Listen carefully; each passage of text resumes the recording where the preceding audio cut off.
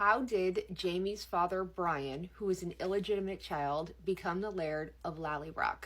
As we will likely see in the new Outlander prequel, Blood of My Blood, the clan territories of Mackenzie and Fraser adjoined for some distance along their inner borders. They ran side by side past the lower end of Loch Ness. This border was an unmapped line, shifting to and from each clan as time passed. Along this border, at the southern end of the Fraser clan lands, sat a small estate called Broch Torah, aka Lallybroch.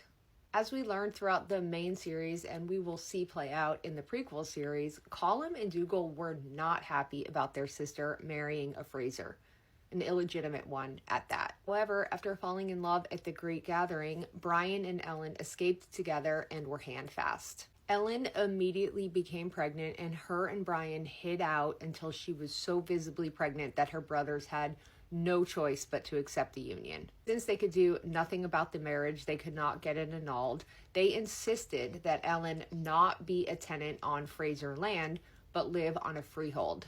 Lallybroch was deeded to Brian. However, since Brian was an illegitimate child, there was a clause in the deed that stated the land was to pass to Ellen's issue only, meaning if Ellen died without any children, the land would revert back to Lord Lovett. This would apply even if Brian had children with another woman after Ellen passed away. This was all squared away. Brian and Ellen went to Lallybroch and were actually married on the steps. Well, in the doorway, more specifically. Outlander Book 1, we actually hear Jamie telling the story of how they married on the steps of Lallybroch so that his father could carry her over the threshold for the first time as his wife. Goes on to say that his father, Brian, always told the joke that he nearly ruptured himself carrying her heavily pregnant body over the threshold. There's so many parallels in this story, and I'll never forget the moment that I saw Brianna and Roger standing on those steps in the doorway right here,